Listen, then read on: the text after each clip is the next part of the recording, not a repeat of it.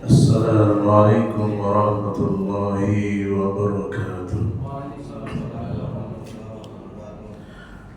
Alhamdulillahilladzi arsala rasulahu bil huda wa dinil haqqi liyudhhirahu 'ala ad-dini kulli wa kafa billahi shahidan. Asyhadu an la ilaha illallah wahdahu la syarika lahu wa asyhadu anna Muhammadan abduhu wa rasuluhu amma ba'du. Jemaah salat maghrib Masjid Al-Mukhlisin rahimani wa rahimakumullah. Alhamdulillah kita bisa bersua kembali dalam kajian rutin membahas pokok-pokok agama yang diambil dari Syarhu Usuli Sunnatil Imami Ahmad, buah pena dari Syekh Profesor Dr. Abdul Aziz Ar-Razihi hafizahullahu ta'ala.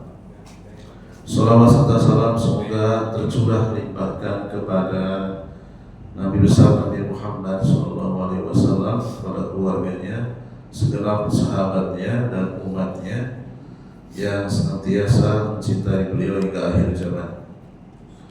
Masih melanjutkan bab minggu yang lalu di halaman yang ke-69 bagi yang punya link PDF-nya. Ini saya rangkum supaya tidak terlalu berat bawa kitabnya.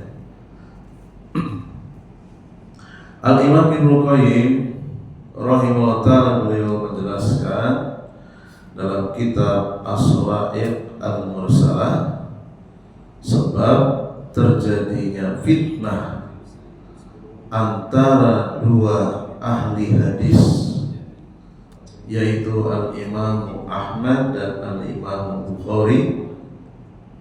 Itu ada beberapa sebab. Al-awwalu, sebab yang pertama, al-qawlu al-mujmalu alladhi qalahu al-Imam Ahmadu. Perkataan Imam Ahmad yang masih umum dipahami tekstual, tidak dipahami apa yang menjadi latar belakang. Nah, itu pentingnya kita mengetahui sebab-sebab seorang ulama itu mengeluarkan statement, mengeluarkan narasi, apa sebabnya. Nah, itu harus diketahui. Kalau nggak tahu bisa salah paham. Kesalahpahaman inilah yang terjadi di masyarakat antara Imam Ahmad dan Imam Bukhari, ya. Masyarakatnya yang salah paham. Asani, sebab yang kedua,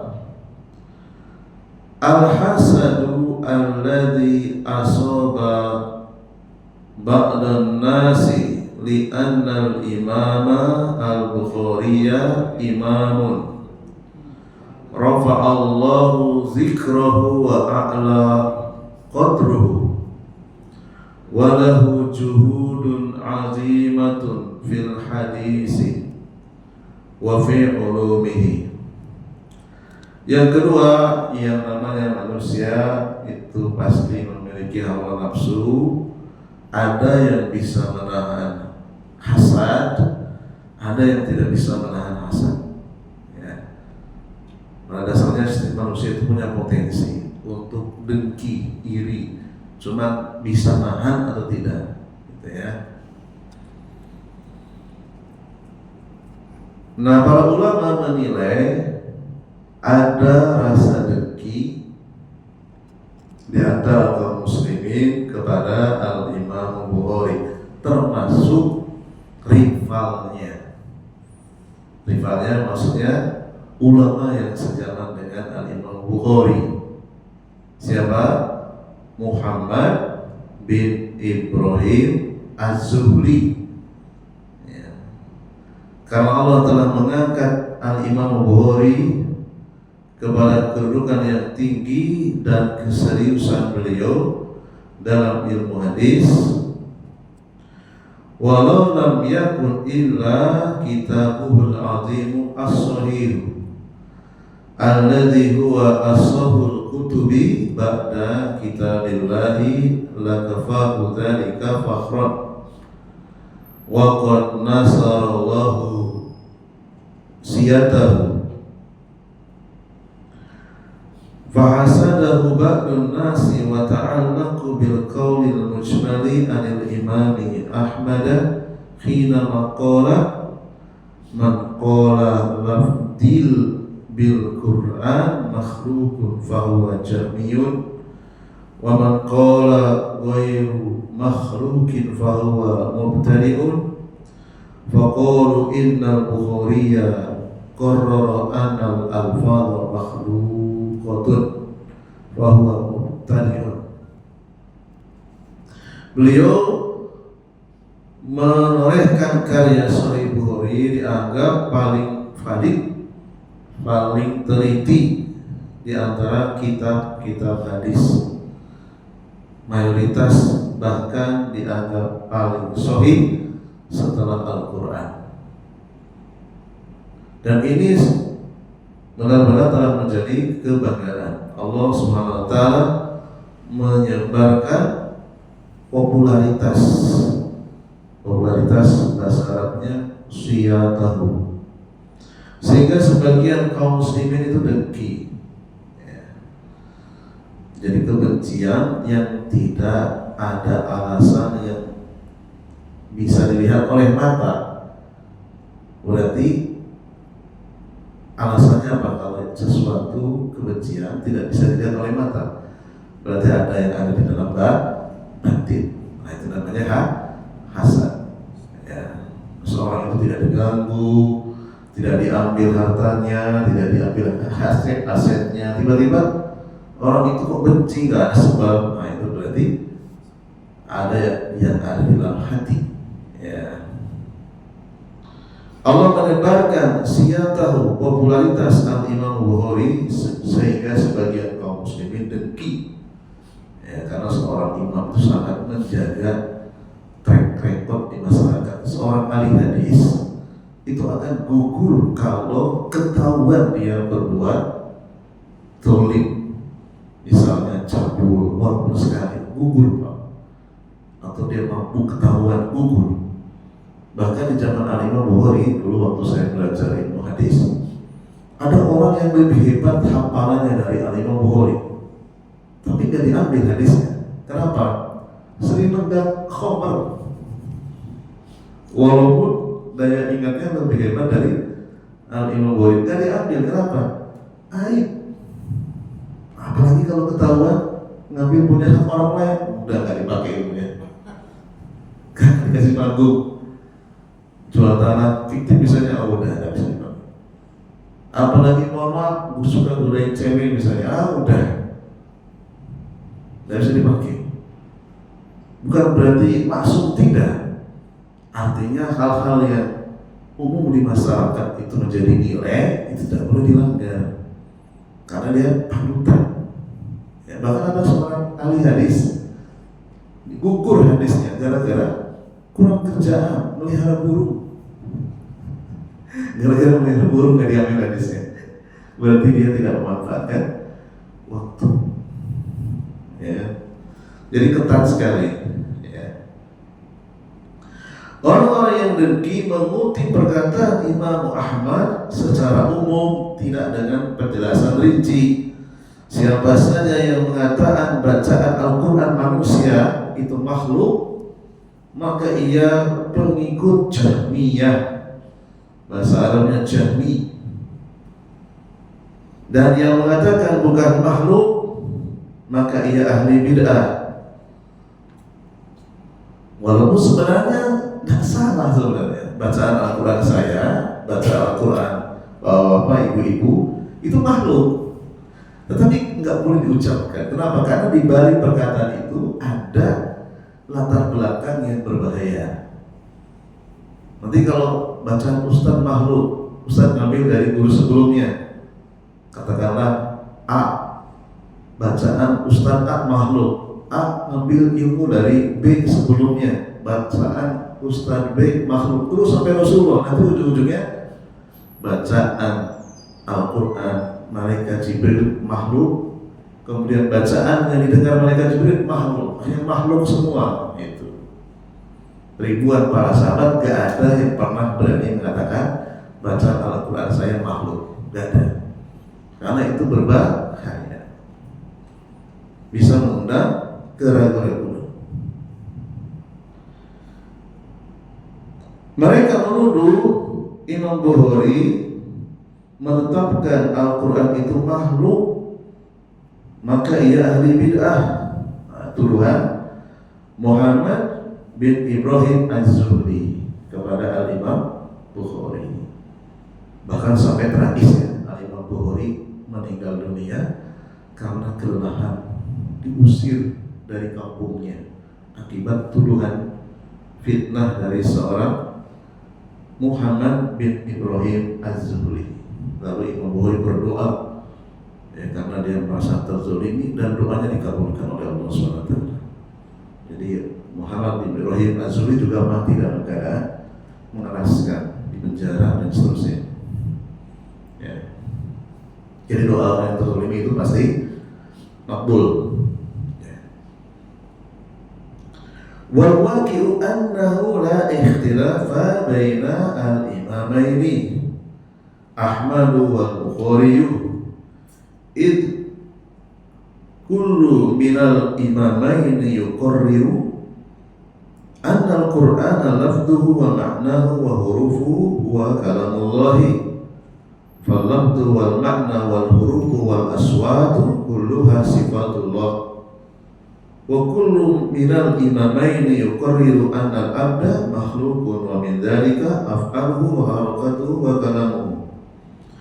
Dan fakta yang sebenarnya tidak ada perbedaan antara akidah Imam Ahmad dan Imam Bukhari. Keduanya sama-sama menetapkan bahwa Al-Quran itu mencakup bacaannya yang didengar oleh malaikat Jibril, berikut artinya, hurufnya, semuanya adalah kalamullah. Ya, sehingga bacaan, arti, huruf, suara yang didengar malaikat Jibril itu adalah sifat Allah. Bahkan sudah lewat penjelasannya, Nabi Musa pernah mendengar suara Allah. Demikian juga Nabi Muhammad SAW pernah mendengar suara Allah. Suara Allah adalah kalamullah, terdiri dari ucapan, arti, huruf, semua itu adalah sifat Allah. Jadi kedua imam, baik Imam Ahmad maupun Imam Bukhari, menetapkan hamba itu makhluk berikut perbuatannya, gerakannya, dan ucapannya, termasuk bacaan Qur'annya. Tapi itu tidak boleh dikhususkan. Nah, Imam Ahmad punya alasan kuat jangan mengkhususkan bacaan Al-Quran manusia itu makhluk. Ya. Kenapa mengkhususkan bacaannya? Kenapa enggak sekalian perbuatannya? Gitu ya. Lakinnal Imam Ahmad rahimahullah ta'ala ajmala wa saddal baba hatta la yakuna hakunaka tariqun lil mubtadi'ati. Faqala man qala lafzi bil Qur'ani makhlukun fahuwa jamiyun li'anna qaila hadha qad khalafa qawla salafi fala hajata ila talaffudi bihadhihi ibarati fa anta makhlukun lafduka wa ghairu lafdika falimada tahassasa al lafdu fatakhsisuka lil lafdi bid'atun kul al insanu makhlukun biharakatihi wa af'alihi wa aswatihi wa min dzalika qira'atuhu. Al-Imam Ahmad mengeluarkan perkataan secara umum, tujuannya untuk menutup pintu kesesatan. Karena memang zamannya beliau itu sedikit berbeda dengan zamannya Imam Bukhari. Lagi panas-panasnya orang merendahkan Al-Quran. Situasi berbeda, fatwa juga berbeda. Jadi fatwa itu sangat dipengaruhi oleh situasi dan kondisi. Ya. Belum tentu fatwa yang dikeluarkan 10 tahun yang lalu itu relevan dengan sekarang. Dilihat dulu kondisinya. Ya, karena sekarang banyak ya beberapa orang ya untuk memvonis orang lain menggunakan fatwa padahal belum jelas dalilnya. Ya, seakan-akan dia menjadikan ulama tersebut seperti nabi, benar semua. Nah, ini keliru. Ya, keliru. Jadi mereka bahkan sering mengganti wiridannya karena setiap hari perkataannya selalu murjiah terus. Ini kapan mengucapkan zikir la ilaha illallah? Kapan mengucapkan zikir subhanallah? Setiap hari murjiah terus. Setelah saya selidiki, ternyata mereka menjadikan fatwa seorang ulama sebagai dalil, bukan lagi Al-Quran dan hadis. Nah, ini tidak benar. Ya, jadi fatwa itu dilihat situasi dan kondisinya. Belum tentu fatwa ulama Saudi cocok di Indonesia, belum tentu. Ya, fatwa itu hanya bersifat lokal, belum tentu global.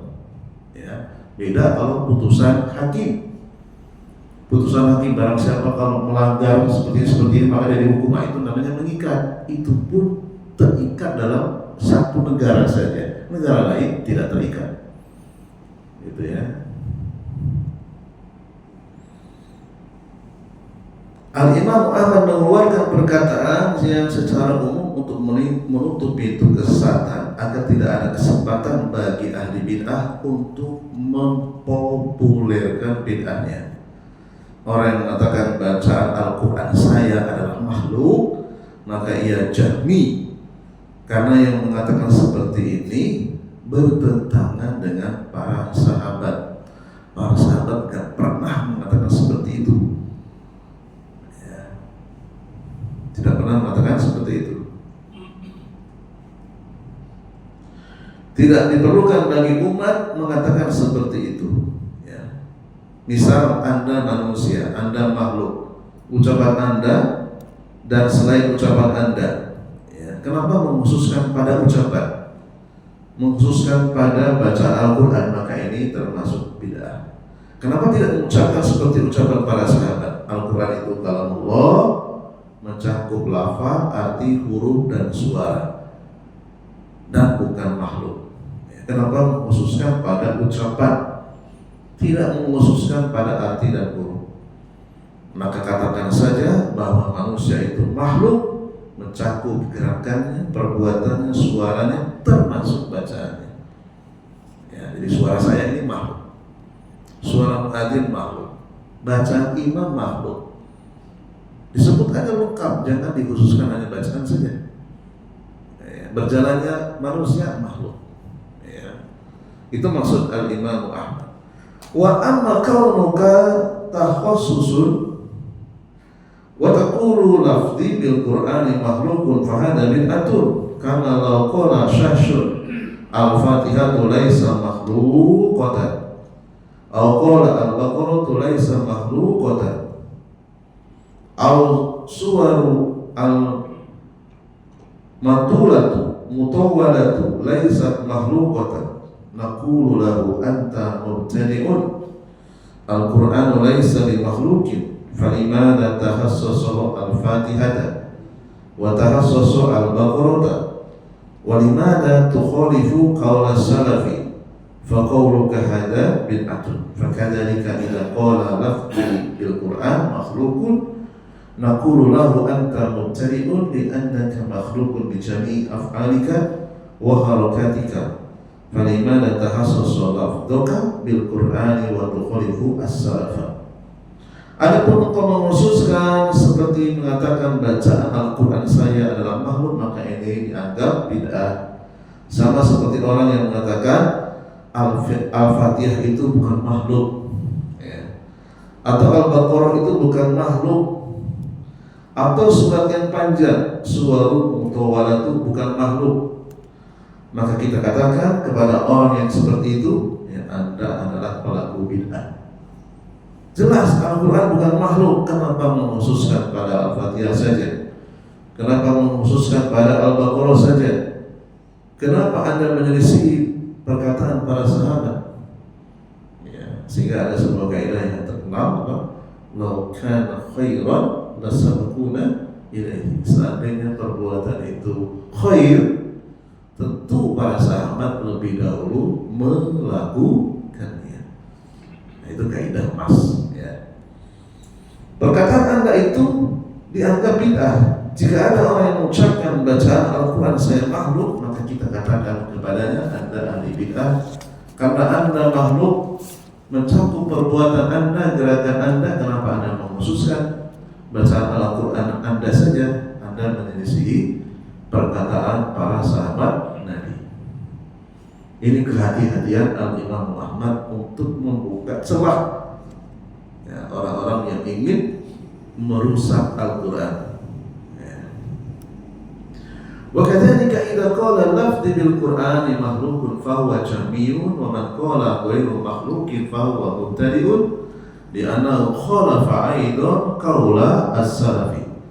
Sama juga ketika ada orang yang mengucapkan atau mengatakan bacaan Al-Quran saya makhluk, maka ia jamiyun, dan yang mengatakan bacaan Al-Quran saya bukan makhluk, maka dia ahli bid'ah, karena ia menyelisih perkataan para sahabat.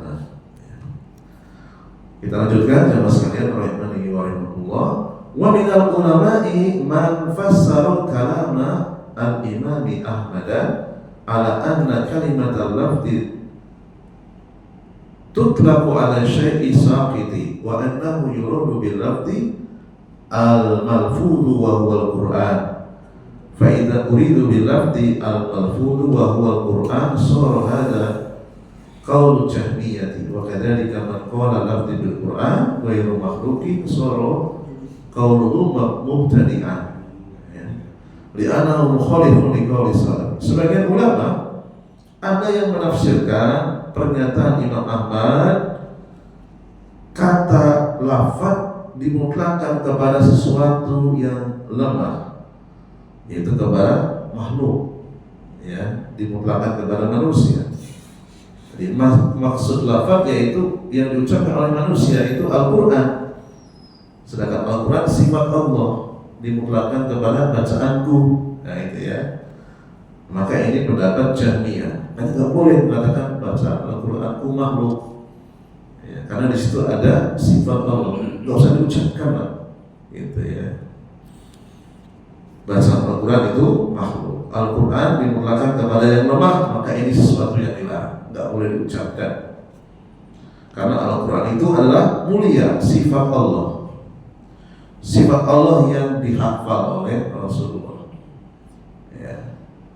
Dari mulai Al-Fatihah sampai dengan surat An-Nas, bahkan diulang setiap tahun, diurutkan, ya. Walaupun turunnya berbeda-beda, tetapi setelah 30 juz diurutkan lagi dari surat Al-Fatihah sampai An-Nas. Setiap tahun malaikat Jibril 2 kali, ya, mendengar murojaah bacaan Rasulullah SAW.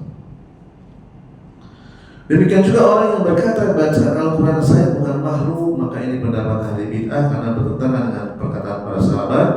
Para sahabat tidak pernah mengatakan bacaan Al-Quran saya adalah makhluk, karena khawatir pernyataan ini dicurigai ada makna lain di belakangnya, yang ujung-ujungnya setan akan mudah mengajak manusia untuk tidak lagi beriman kepada Al-Quran, tidak percaya Al-Quran, dan ini bahaya, ya.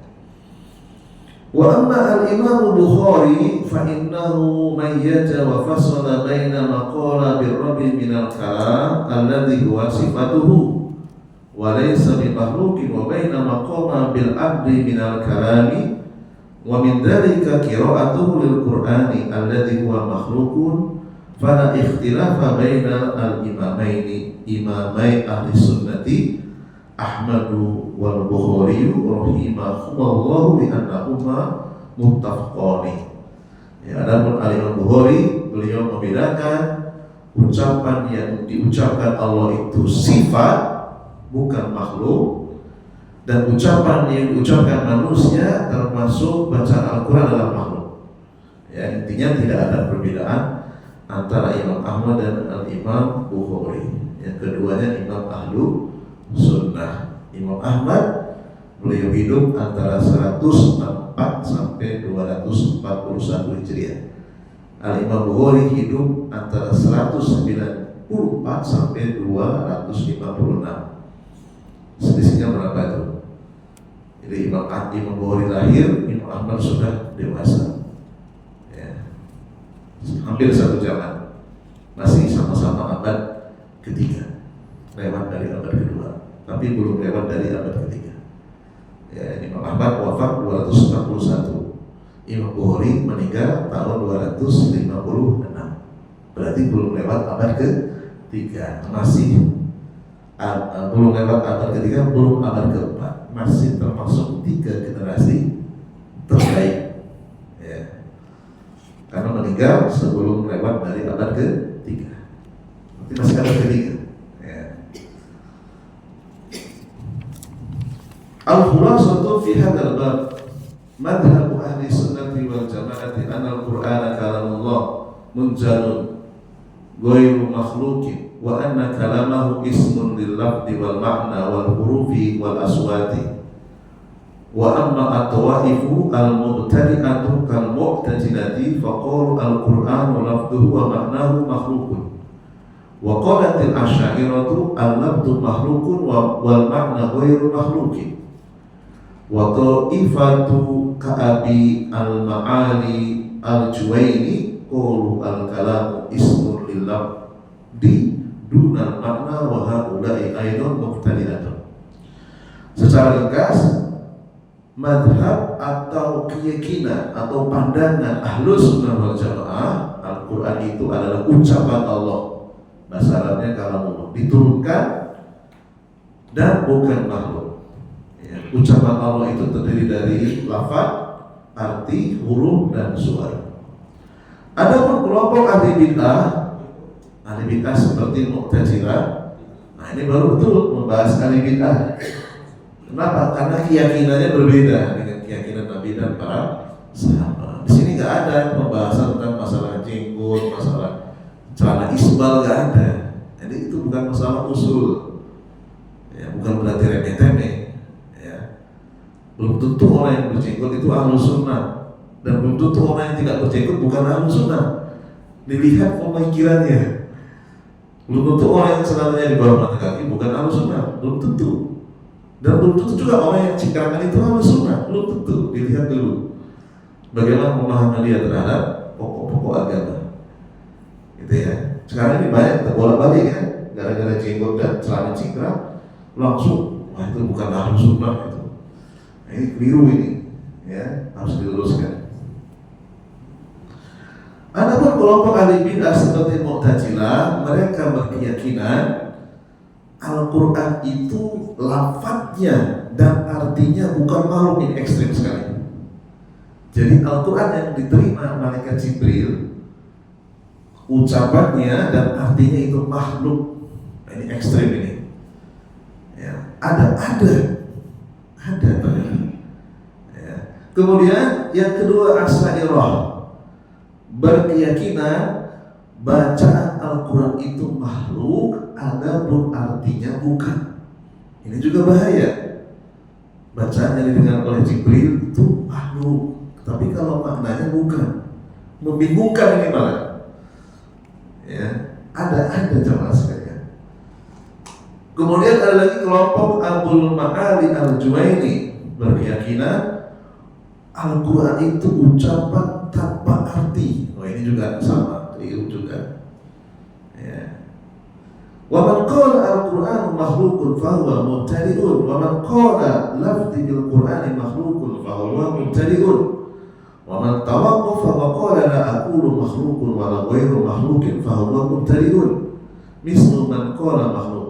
Jadi orang yang berkata Al-Qur'an itu makhluk, ini juga termasuk dianggap ahli bid'ah. Kemudian yang kedua, bacaan Al-Quran saya makhluk, ini juga sama, ya, dianggap menyimpang. Kemudian yang ketiga, saya tidak berani mengatakan Al-Quran itu makhluk atau bukan, namanya plit-plat, gak punya pendirian. Ini juga sama, berbahaya.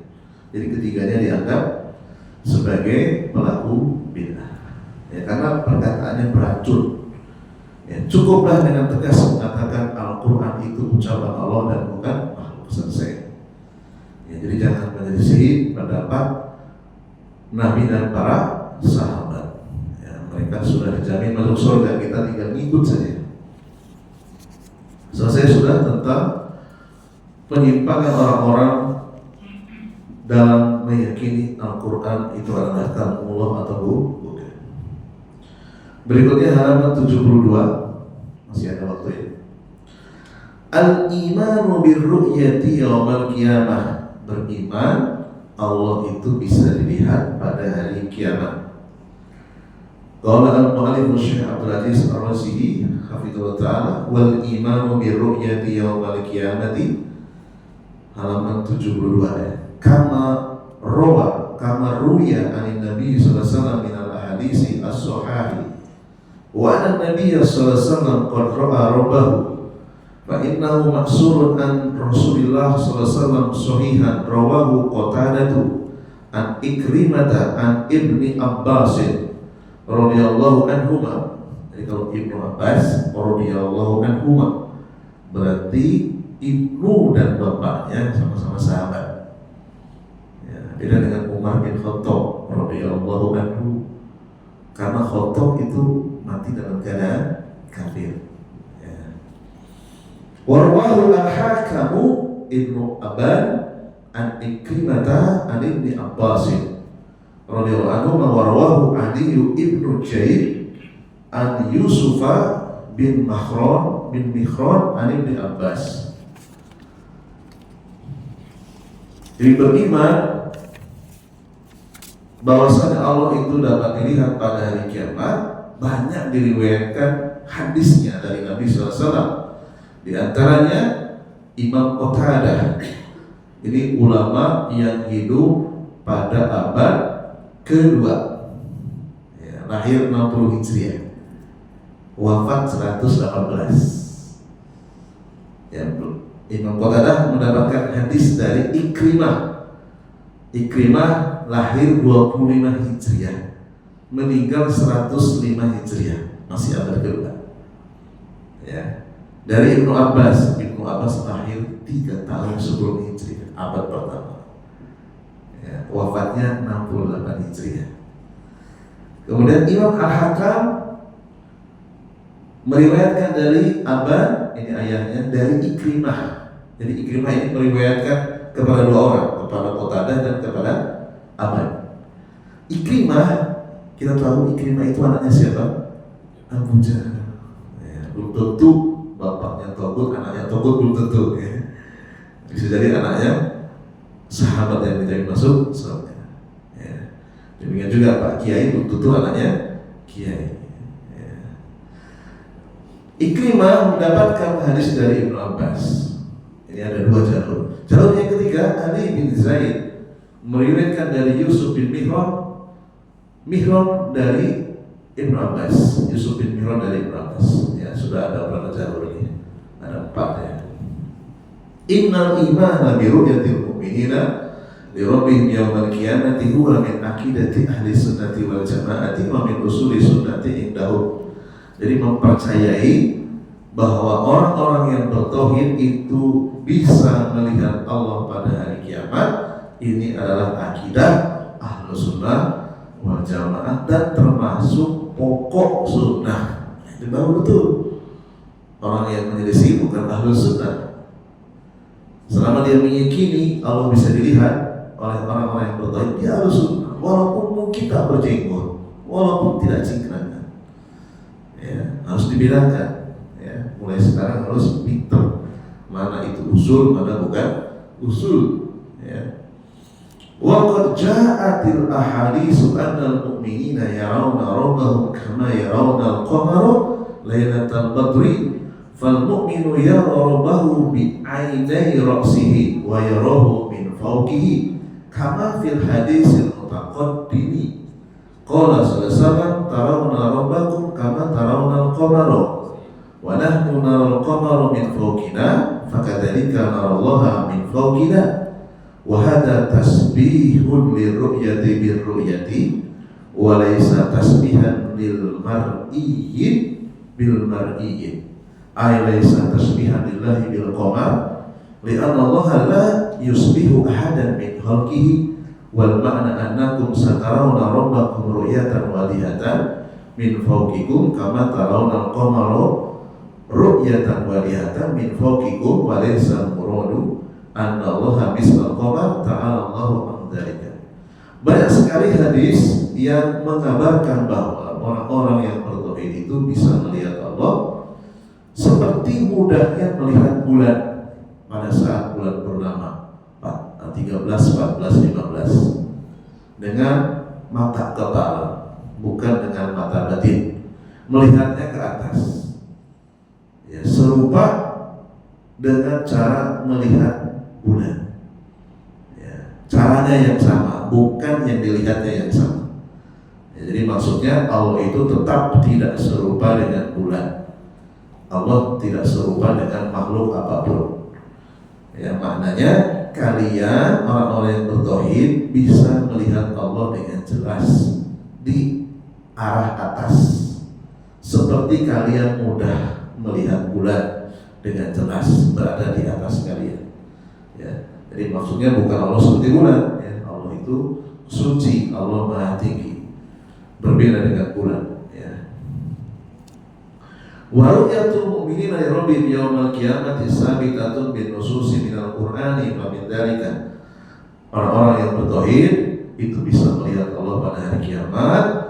Banyak sekali dalilnya dari Al-Qur'an. Yang pertama Al-Qiyamah 22 sampai dengan 23. Wujuhu yawma idzin nadhirah. Wajah orang-orang yang bertauhid pada hari itu berseri-seri, bergembira. Ila rabbiha nadhirah, kepada Allah mereka melihat. Dalil yang kedua Al-Mutaffifin ayat 15, karena innahum an rabbihim yawma idzin mahjubun. Ya, kalau kita baca secara tekstual nggak ketemu. Ya, karena artinya apa? Sungguh sekali-kali mereka kepada Allah pada hari itu terhalangi. Mereka di sini siapa maksudnya? Semua orang kafir. Cara memahaminya gimana? Kebalikannya. Kalau orang kafir terhalangi melihat Allah, berarti orang mukmin tidak terhalangi. Itu cara memahaminya. Ya. Dalil berikutnya Yunus ayat 26, lilladzina ahsanul husna wa ziyadah.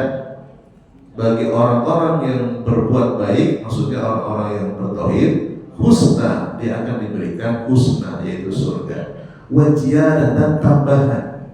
Tambahan di sini oleh para ahli tafsir maknanya adalah melihat wajah Allah. Ya. Kemudian berikutnya dalil dari Al-Quran surat Qaf ayat 35. Lahum ma yasha'una fiha wa ladaina majid. Mereka mendapatkan apa yang mereka inginkan di dalam surga dan mereka mendapatkan majid tambahan, yaitu kenikmatan melihat wajahnya Allah yang maha indah ya. Dan kebalikannya orang-orang kafir berdasarkan surat Al-Mutaffifin 15-16 tidak akan pernah diberikan kesempatan sekalipun melihat wajahnya Allah. Sudah disiksa, dikepung, gak tahu siapa yang kepung, tahunya hanya malaikat aja. Bayangkan yang tidak diberikan kesempatan melihat sekalipun. Allah SWT yang menurut malaikat ya, penjaga neraka untuk menyiksanya. Ya, kita digebuk oleh orang, kita nggak tahu siapa yang gebuk, lebih menyakitkan daripada kita tahu siapa yang gebuk. Siapa ini yang ngelempari rumah saya ya? Kan kita jengkel itu. Beda kalau kita sudah tahu, gitu ya. Nah, seperti itu ya siksa orang kafir nanti di akhirat. Wa ma'an nusus minas sunnati fa mutawatiratun kama dzakaru al-alamatu Ibnu Qayyim fi kitabil hadiyil arwah wa annaha marwiyatun fi sahih was sunan wal masanid wa annahu rawaha nahwu salasina sahabiyyan wa fiha annahum yarawna rabbahum kama yarawna al-qamar. Dari hadis juga banyak sekali.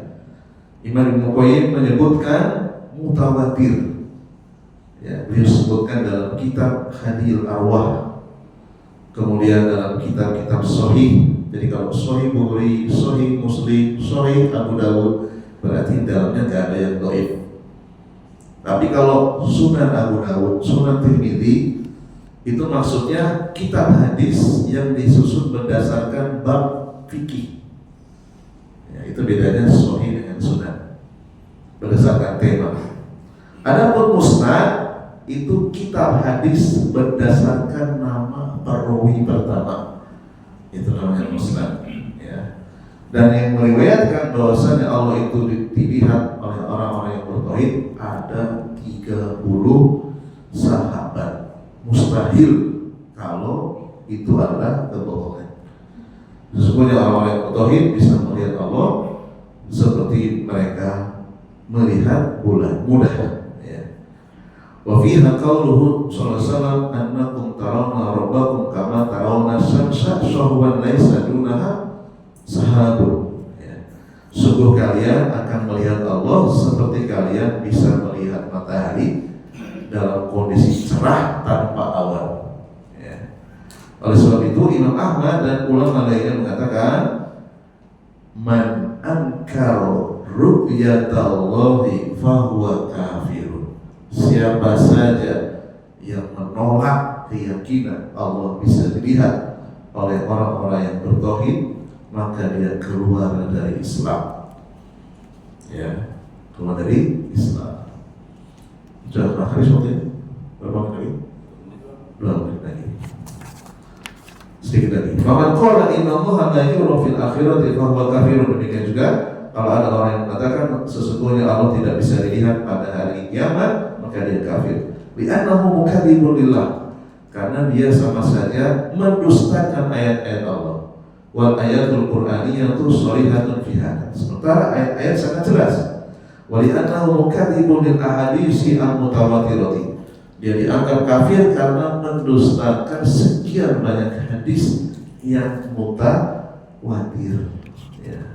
Ini baru kita bisa mengatakan seseorang itu ahlus sunnah atau bukan dilihat dari keyakinannya, ya, bukan dilihat semata-mata dari penampilan luarnya. Ya, harus dirubah sekarang cara memahami ahlus sunnah atau bukan ahlus sunnah. Ya. Demikian apa yang bisa kita sampaikan, mudah-mudahan bermanfaat. Subhanallah wa bihamdika, asyhadu an la ilaha illa anta, astaghfiruka wa atubu ilaik. Assalamualaikum.